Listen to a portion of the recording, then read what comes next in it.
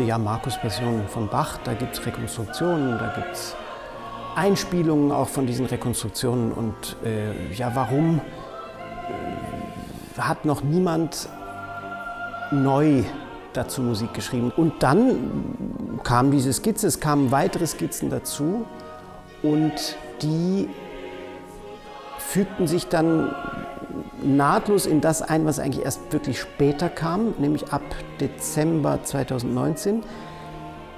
Da habe ich angefangen, wirklich mich mit dem Thema zu beschäftigen und habe dann in einem sehr schnellen Rutsch alles durchkomponiert, chronologisch durchkomponiert, mit wenigen Ausnahmen. So. Und dann kam die Fermentation. Also die Reifezeit, oder also wo das Gemüse im Essig liegt und sauer wird oder eben auch geschmackvoll wird, mit vielen Korrekturen, mit Nachbereitungen, mit auch Ersatzvorgängen, dass also beispielsweise eine Nummer bereits geschrieben war, wo ich dann aber fand, nein, ich möchte das nicht mehr drin haben, dieses Stück, ich möchte es ersetzen durch etwas, was zu einem späteren Zeitpunkt mir richtiger erschien, schöner erschien, organischer erschien, geschmackvoller auch erschien. Die Fermentation bestand dann aus mehreren Phasen. Also einerseits habe ich nachkorrigiert an der Musik, ich habe aber auch einfach vor allem an der Notenedition gearbeitet. Also dass ein Prozess entstand, in dem ich eigentlich an dem Material, was halt was halt jemand geschrieben hatte, in dem Fall war ich das, dass ich an dem Material versucht habe zu arbeiten, gar nicht mehr als Komponist, sondern eigentlich als Handwerker, dass ich da dran Dinge dann mache, verfeinere, verbessere, verändere, die am Schluss das Ganze so klingen lassen, dass es irgendwie organisch ein Ganzes gibt. Dann haben wir die Noten gedruckt, beziehungsweise drucken lassen natürlich. Ich habe die Noten zu Büchern gebunden und den Musikern verteilt und damit war die Fermentation abgeschlossen. Der wirkliche Urknall war dann eigentlich der Abschluss des Projektes, der Abschluss in dem Sinn, dass ja die Konzerte, mit denen wir die Musik dann zum Klingen gebracht haben, dass das dann eigentlich der Schluss war. So gesehen kann man sagen, es ist eigentlich eine Rückwärtsentwicklung eines Universums und der Urknall kam dann zum Schluss. Der Text, ich kann nicht behaupten, dass mich damals der Text interessiert hätte. Den habe ich auch nicht gekannt. Ich hatte eine Kopie gemacht, eine billige Kopie von irgendeinem Faksimile von diesem Picander-Band von 1732, wo dieser Text drinsteht. Den hatte ich manchmal dabei, dann habe ich mal geguckt, wie sieht das aus, wie ist die Struktur, die habe ich damals noch gar nicht irgendwie erfasst, vielleicht habe ich sie auch heute noch nicht erfasst, aber ich habe einfach diesen Text immer wieder mir angeschaut aber nicht wirklich nachgedacht. Und das Nachdenken kam wirklich erst später. Also ich kann ja nur über etwas nachdenken, das es gibt und es gibt ja keine Musik, also musste sie erst gemacht werden, um darüber nachzudenken. Und das ist bei mir auch so gewesen. Vieles passiert bei mir so ein bisschen, wie sagt man, wie wenn man das Pferd von hinten aufzäumt. Also dass man das, was eigentlich am Anfang steht, dass das manchmal am Ende kommt. Und das war bei der Markus-Passion auch so.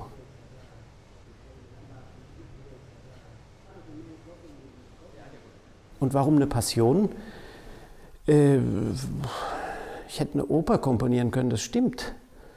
Ich hätte auch eine Kantate komponieren können, habe ich auch schon gemacht und es nicht zu Ende geführt. Auch solch einen Fall gibt es. Es ist vielleicht doch ein bisschen Ehrgeiz dabei. Ich weiß aber nicht, wem gegenüber, vielleicht mir selber gegenüber. Es hat aber nichts mit dem Markus-Evangelium zu tun, nichts mit dieser spezifischen Sache. Es ist wahrscheinlich einfach auch da die Liebe oder dieses Verhältnis zu Bach, was ich habe. Da gibt es eine Lücke.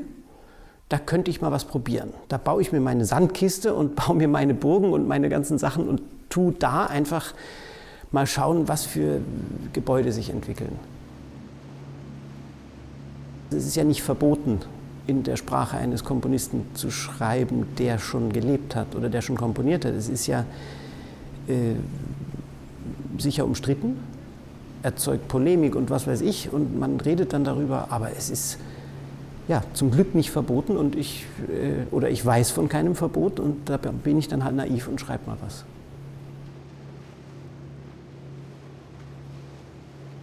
Ich kann überhaupt nicht sagen, ob ich am Anfang gerade beim Eingangschor zum Beispiel, ob da in irgendeiner Form ich schon wusste, was für eine Instrumentation das sein soll. Ich wollte mich ja auch bewusst nicht an der Trauerode orientieren. Da gibt es ja diese feste Besetzung, die Flöten, die Gamben, die Lauten und so weiter. Wollte ich nicht, auch wenn die Markus-Passion in der gleichen Tonart anfängt wie BWV 198. Also wenn ich mir vorstelle, ich spiele zum Beispiel mit Lego, dann habe ich so verschiedene Farben. Und dann habe ich zum Beispiel ganz viel Rot und dann merke ich ja irgendwie, ich will auch noch Grün haben. Und dann will ich noch Blau und noch Weiß, noch Grau oder Braun oder was auch immer oder durchsichtig. Die transparenten Teilchen sind besonders schön. Und wenn es dann so blinkt oder ein Propeller, der sich dreht. Und ich habe halt die Bausteine irgendwie gekannt, aber die Farben nicht. Also ich wusste, es gibt das und das und das. Man hat die Oboenfamilie, man hat die Flötenfamilie. Aber soll ich jetzt sagen, ja, ich nehme nur Traversflöten, wenn es auch Blockflöten gibt? Wieso nicht beide? Und so stückelte sich das so zusammen. Sagen wir es so, das Stück ist gewachsen. Es gab einen Hauptplatz. Das war beispielsweise das Basso Continuo, da habe ich dann auch geschaut, was kann man dazu nehmen, was kommt rein, was kann man weglassen. Bei mir ist fast jetzt gar nichts weggelassen worden. Dann gibt es so vielleicht so einen Speckgürtel um diesen Marktplatz rum oder um diesen Hauptplatz rum, das sind die Streicher. Es kam eins zum anderen, zum Hauptplatz kam dieser erste Ring dazu, dann kamen andere Ringe, die Bläsergruppe. Und dann so ein paar Schmankerl, also zum Beispiel die Violen d'Amore, wo einer der Mitspieler sagte, Mensch, willst du da nicht noch was einbauen für Viola d'Amore, das wäre doch schön. Und das kam dann ganz, ganz, ganz am Schluss noch dazu. Oder wie ich plötzlich dachte, ich muss ein Kontrafagott haben. Warum? Ja, da möchten wir es haben und da bauen wir es uns hin. Das Kontrafagott habe ich dann eingebaut, weil ich das plötzlich toll fand, das auch noch zu haben. Also es ist nicht geplant, so wie es ist. Und hat sich im Lauf der Zeit ausdifferenziert, ausnivelliert und das wurde dann zu dem, was es heute ist und so, wie es jetzt klingt.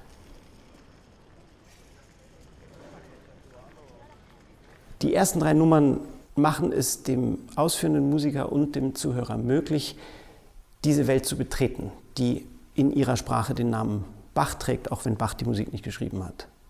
Wenn es sich um eine Passion handelt und du hast diese Abfolge von Sachen, also von einem Statement am Anfang, das die Türen öffnet, ein Türöffner, wenn du so willst, oder ein Dosenöffner, irgendetwas Öffnendes halt, das dir eine Welt aufmacht, in der du dann für 2,5 Stunden dich bewegst oder die du dir reinziehst.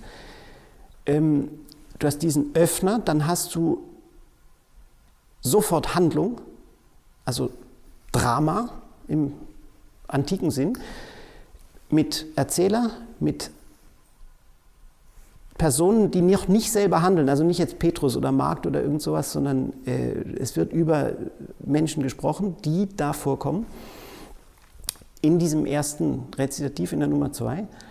Und du hast das Volk, das spricht. Und da wird etwas vorweggenommen, was dann im zweiten Teil sehr wichtig wird, nämlich, dass die Turbachöre eine große Rolle einnehmen, im zweiten Teil. Im ersten Teil nicht so sehr, da ist eher der Jesus im Vordergrund, dessen Worte, die mit Streichern begleitet werden und Continuo. Das passiert da noch nicht in der Nummer 2, aber du bist in der Nummer 2 schon mitten im Geschehen. Ja, nicht auf das Fest, dass nicht ein Aufruhr werde im Volk, so als Beispiel. Ja? Oder dann, was soll doch dieser Unrat, wenn die Frau in Bethanien das Öl über dem Haupt Jesu ausgießt und die Jünger sich dann beschweren, das sei Verschwendung. Und er sagt, nein, nein, nein, später, das ist richtig so, die weiß schon, was sie tut. Und dann eben den Choral als Abschluss dieser ersten Triade, wenn man so will, der mir jetzt, ich sage, als der dieses Stück musikalisch geschrieben hat, die Möglichkeit gibt, ich kann mal, ja, wie so ein wie heißt das, ein TÜV. Ja, also prüfen lassen, ob die Bachsche Sprache bei mir funktioniert oder ob ich die gut genug spreche. Das geht beim Choral viel, viel besser als bei vielen anderen musikalischen Formen.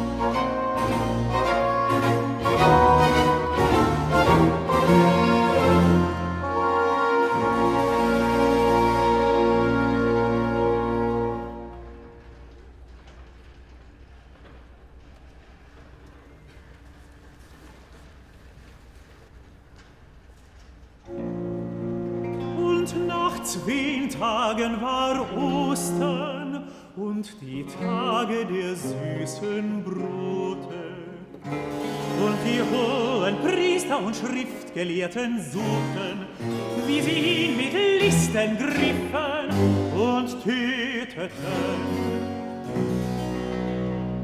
Sie sprachen aber, ja, nicht auf das Fest, das Fest, das Fest,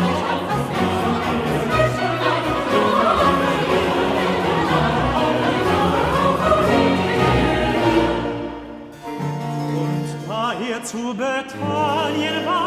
Simonis des aussätzigen Hause und saß zu Tische.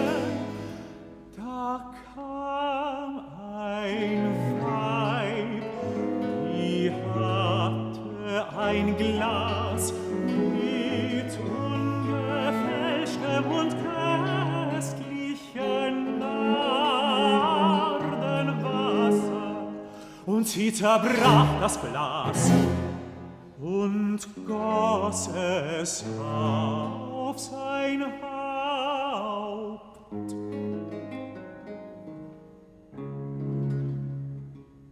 Da waren etliche, die wurden unwillig und sprachen: